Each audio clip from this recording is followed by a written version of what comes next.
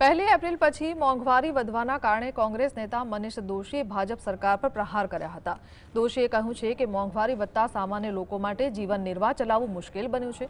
Commercial ગેસના ભાવમાં 218 રૂપિયાનો વધારો કરવામાં આવ્યો છે, જ્યારે પેટ્રોલમાં 11 રૂપિયા અને ડીઝલમાં 1.5 રૂપિયાનો વધારો થયો છે। ડાયાબિટીસ સહિતની આશરે 900 જરૂરી દવાઓમાં 10% વધારો થતાં ખાસ કરીને સિનિયર સિટીઝનો માટે દવાઓ ખરીદવી મુશ્કેલ બની છે। ઉપરાંત ટોલ ટેક્સમાં પણ 10% વધારો કરવામાં આવ્યો છે। એક્સાઇઝના નામે લોકો પાસેથી આશરે 35 લાખ કરોડ રૂપિયા વસૂલવામાં આવ્યા હોવાનો આક્ષેપ થઈ રહ્યો છે।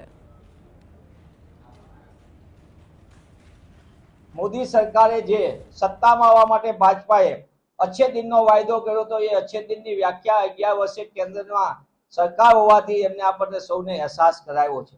એટલે જનતાને રાહત આપવા માટે અચ્છે દિનને બદલે જે પહેલાના દિવસો હતા 2004 થી 14 જ્યાં સામાન્ય માણસ પોતાનો પરિવારનું ગુજરાન કરી શકતો હોય, નોકરિયાત હોય પોતાના પરિવારનું વહન કરી શકતો હોય અને ગરીબ વર્ગમાંથી મધ્યમ વર્ગમાં જે રૂપાંતર થયું હતું મોટા પાયે એ 25 કરોડ જેટલા લોકોનું એ ડોક્ટર મનમોહન સિંહની સરકારવાળા પુરાના દિવસો લોકો માંગ કરી।